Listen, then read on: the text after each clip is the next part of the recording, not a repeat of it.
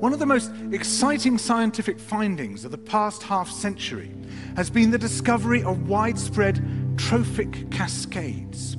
A trophic cascade is an ecological process which starts at the top of the food chain and tumbles all the way down to the bottom. We all know that whales eat fish and krill, and some people, certain politicians in Japan for instance, have argued that killing whales is good for human beings, as it boosts the food available for us to eat. And so you would think. But as the great whales declined, so did the numbers of fish and krill. It seems counterintuitive. Surely their numbers would rise as their major predators disappeared. But it now turns out that whales not only eat these animals, they also keep them alive. In fact, they help to sustain the entire living system of the ocean. Whales feed at depth in waters that are often pitch dark, and then they return to the surface, to the photic zone, where there's enough light for photosynthesis to happen.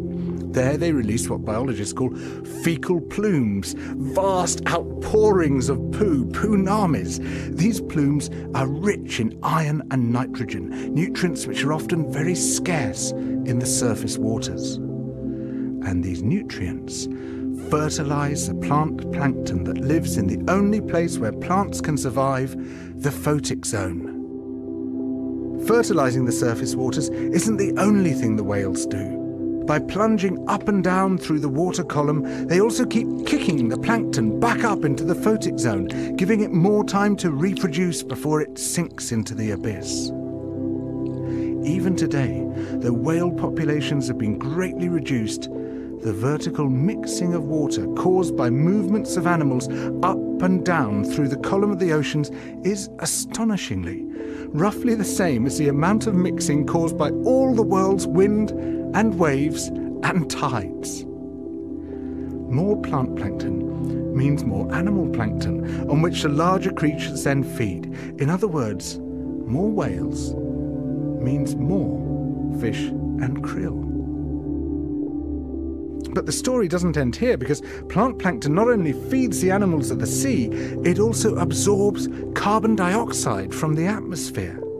When eventually it sinks to the ocean floor, it takes this carbon out of circulation down to a place where it remains for thousands of years. The more whales there are, the more plankton there is. The more plankton there is, the more carbon is drawn out of the air.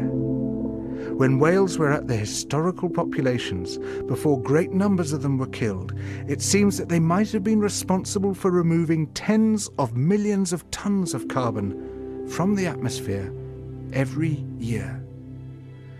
Whales change the climate. The return of the great whales, if they're allowed to recover, could be seen as a benign form of geoengineering. It could undo some of the damage we've done, both to the living systems of the sea and to the atmosphere.